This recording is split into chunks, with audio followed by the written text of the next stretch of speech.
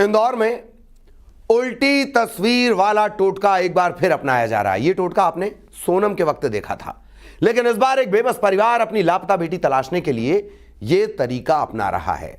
22 साल की श्रद्धा एक मिस्ट्री बनी हुई है। आखिर श्रद्धा के साथ क्या हुआ, देखिए लापता गर्ल और ऑपरेशन तलाश। लेकिन पहले यह तो जान लीजिए कि ट्विस्ट क्या आया है। नया ट्विस्ट आ गया इस कहानी में। सार्थक कौन है और क्या यह कहानी किसी अफेयर की तरफ मुड़ती हुई नजर आती है?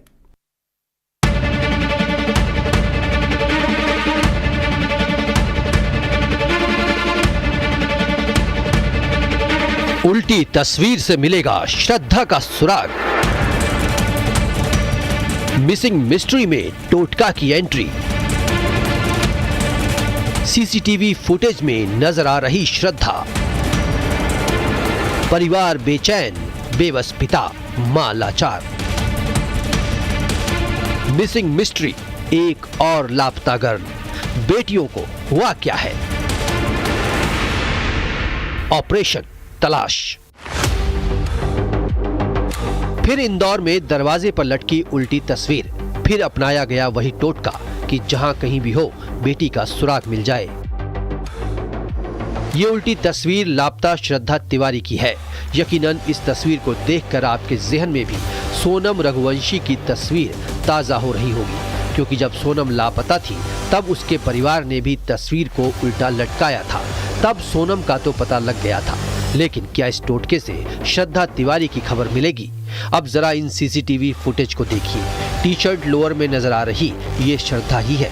दोपहर का वक्त, शनिवार का दिन, दोपहर 2:23 पर इंदौर के लोटस चौराहे पर श्रद्धा नजर आई।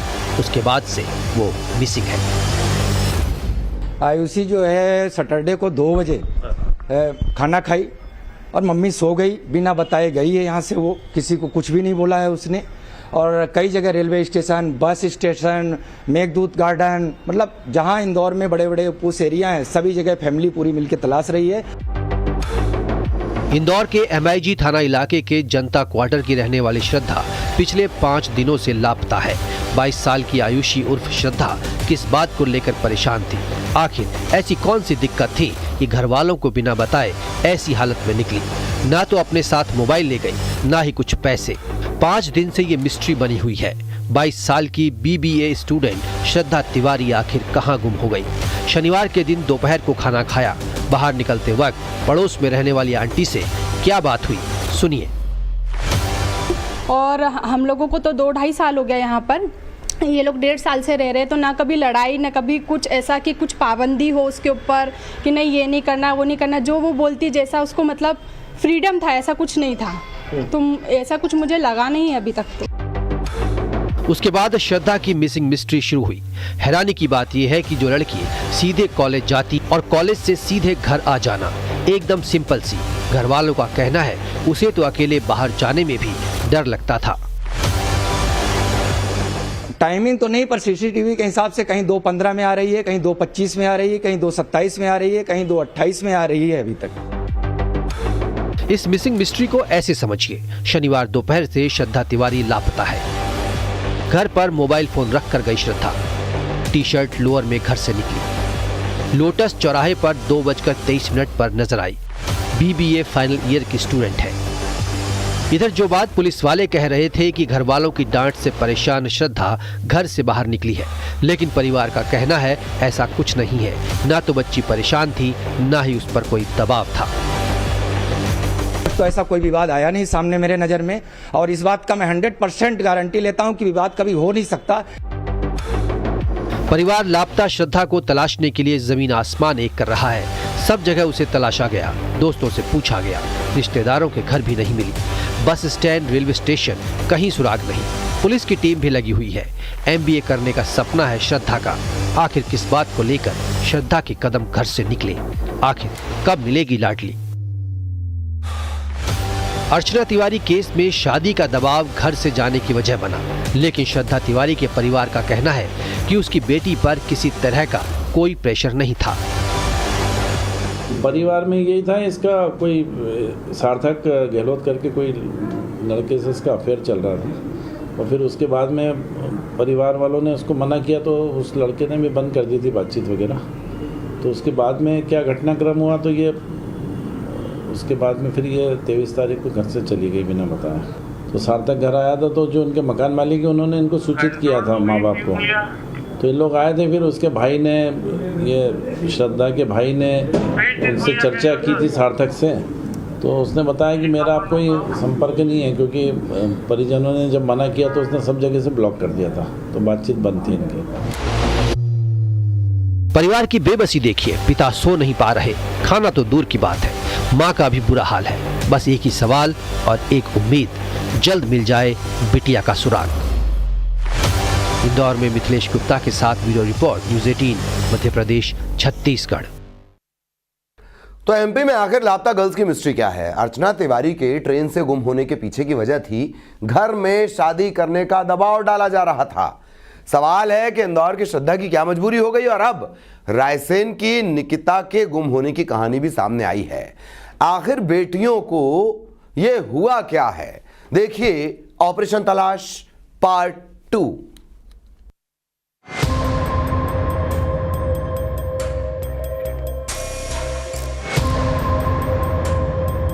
उसे जमीन निगल गई या आसमान खा गया? 8 दिन से निकिता लापता। क्या पंजाब में मिलेगा सुराग? तेलंगाना में पुलिस को क्या मिला इनपुट? परिवार की सीएम से गुहार। ऑपरेशन तलाश पार्ट 2। इंदौर की अर्चना तिवारी जब मिसिंग हुई तो प्रशासन मोर्चे पर डटा और उसे तलाश ही लिया। यही गुहार लेकर रायसेन के गैरतगंज की रहने वाली निकिता लोधी का परिवार भोपाल पहुंचा।